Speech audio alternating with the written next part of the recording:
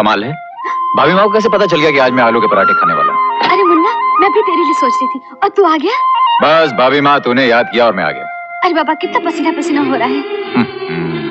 इतना बड़ा हो गया हूँ, लेकिन फिर भी वही पल्लू और पसीना पहुंचा। बहुत बड़ा हो गया, खींच कर लंबा हो गया, वरना अकल तो अभी तक बच्चों जैसी। अकल की बात मत कर भाभी माँ, मेरी अकल ने तो अच्छे बच्चों की खोपड़ी फेर दी है। मालूम है आजकल क्या चल रहा है? अमेरिका वाले मेरे भेजे की फोटो के लिए 50 करोड़ रुपए देने को तैयार है। हाँ, मैंने कहा 50 करोड़ रुपए? अरे भाई, जब फ्रांस वाले 80 करोड़ देने को तैयार हैं, तो मैं 50 करोड़ में क्यों दूं? और तू बोलती है बस बस डींगे मत मार, खाना खा ले, खाना ठंडा हो रहा है। अरे भाभी माँ, तेरे हाथों का ठंडा खाना तो क्या, 15 दिन का बासी खाना भी होगा तो भी खा लूंगा। कैसी बातें करता है? कैसी बातें करता हूँ? तुझे तो कुछ मालूम ही नहीं है भाभी माँ। अरे सयानों ने कहा है कि माँ के चरण छुआ कर वहाँ जन्नत, उनके हाथ का बासी खाना खाया कर, क्योंकि उसे खाने से संसार के सारे सुख और मोहब्बत मिलते हैं। आजकल बहुत बोलने लग गया है। तेरे सामने बोलता हूँ भाभी माँ, वरना मेरी सुनता कौन है? ये भैया है ना, भैया तो बस जैसे मुझे देखते हैं उनके दिमाग में गुस्से की घंटी बजने लग जाती है। ये लो बज गई। अरे आ गए भैया, आ गए। जरा संभालना, आज वो बहुत गुस्से में है। प्लीज भाभी माँ, संभालना प्लीज। अच्छा से घबराने में देखती हूँ। मैं चला जाऊँ। नटवर आया था? घर में कदम रखा नहीं, मेरे बच्चे के बारे में शुरू कर दिया।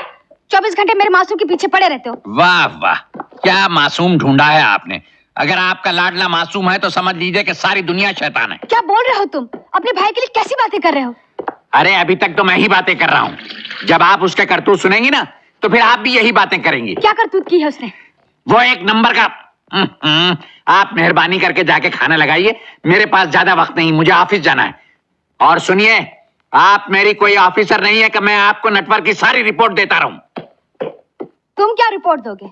मैं सब जानती हूँ। तुम सिर्फ उससे इसलिए नाराज हो कि तुम्हारे कहने पर नौकरी नहीं करना चाहता है। क्यों करेगा? तुमने नौकरी करके कौन से लाखों रुपए कमा लिए?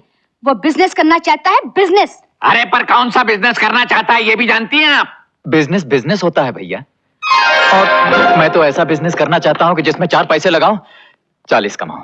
4 पैसे मजदूर को, 4 पैसे इनकम टैक्स को, 4 पैसे भगवान के नाम पर, बाकी सब आपके चरणों में। देखा? आप जाइए यहां से। आप नीचे क्या कर रहे थे? जी, वो मेरा रुमाल गिर गया था, उसे मैं उठाने की। अगर आपका रुमाल इसी तरह बार बार गिरता रहा ना तो एक दिन आप भी इस रुमाल के साथ गिर जाएंगे और फिर आपको उठाना मुश्किल हो जाएगा। जी, अगली बार धागा बांध के रखूंगा, नहीं गिरेगा।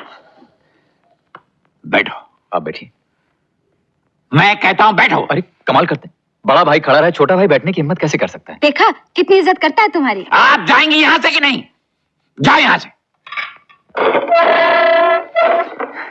मैं जानता हूं कितनी इज्जत करता है। देखो नटवर जी, मैं तुम्हें आखिरी वार्निंग देता हूं। पिछली बार भी तो आपने आखिरी वार्निंग दी थी ना भैया। नटवर, उस नेकलेस का ख्याल दिल से निकाल दो, समझे? नेकलेस? कौन सा नेकलेस? अच्छा वो। अरे वो तो मैं अपनी भाभी माँ के लिए खरीदने वाला हूँ।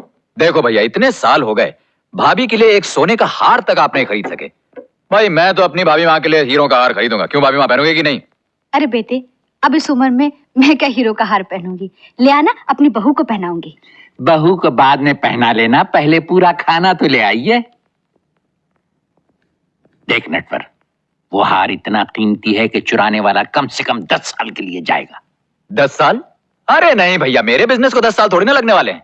10 महीने भी नहीं, 10 दिन कहिए।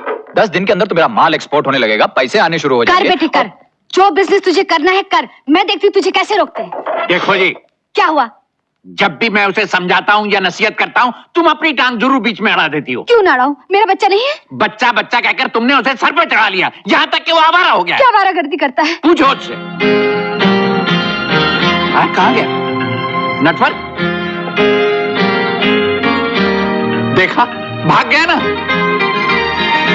अरे पराठे भी गायब। अब मैं क्या तुम्हारा सर खाऊंगा?